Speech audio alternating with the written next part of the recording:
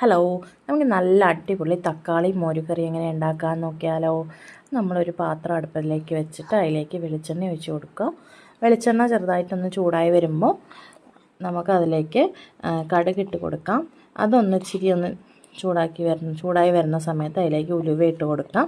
എന്നിട്ട് നമുക്ക് ഇത് എടുത്ത് വെച്ചിരിക്കുന്ന ഒരു സവാള, 2 പച്ചമുളക്, കുറച്ച് ഇഞ്ചി വെളുത്തുള്ളി പേസ്റ്റാണ് 1 ടീസ്പൂൺ. അപ്പോൾ അതെല്ലാം കൂടെ നമ്മൾ ആ എണ്ണയിലേക്ക് ഇട്ട് കൊടുത്ത് അത് ഇഞ്ചി വെളുത്തുള്ളി പേസ്റ്റും അതുപോലെ സവാളയും പച്ചമുളകും എല്ലാം എണ്ണയിലേക്ക് ഇട്ട് കൊടുത്ത് നല്ലോണം ഒന്ന് വഴറ്റി കൊടുക്കുക.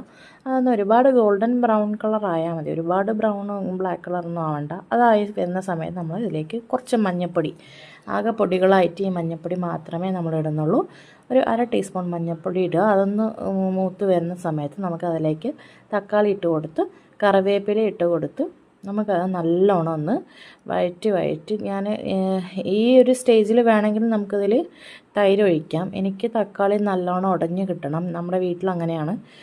തക്കാളി പീസായി കഴിക്കണം എന്നുള്ളവർ ഈ ഒരു ജസ്റ്റ് ഒന്ന് തക്കാളി ഒന്ന് ഉടഞ്ഞ് വരുന്ന സമയത്ത് ഉപ്പ് ഇട്ടിട്ട് അതിലേക്ക് കുറച്ച് തൈര് ഒഴിച്ച് കഴിഞ്ഞ് കഴിഞ്ഞാൽ അതൊരു തക്കാളിക്കറിയായി മാറി. ഞാനപ്പോൾ നല്ല തക്കാളി ഉടച്ച് അതിൽ കുറച്ച് വെള്ളവും കൂടെ ചേർത്തിട്ടാണ് അതൊന്ന് തിളച്ച് വരുമ്പോഴാണ് അതിലേക്ക് ഞാൻ തൈര്, ഒരു 1/2 കപ്പ് തൈര് അടിച്ച് വെച്ചിട്ടുണ്ട്, അതും കൂടെ അതൊന്ന് ഒഴിച്ച് കൊടുക്കുന്നത്.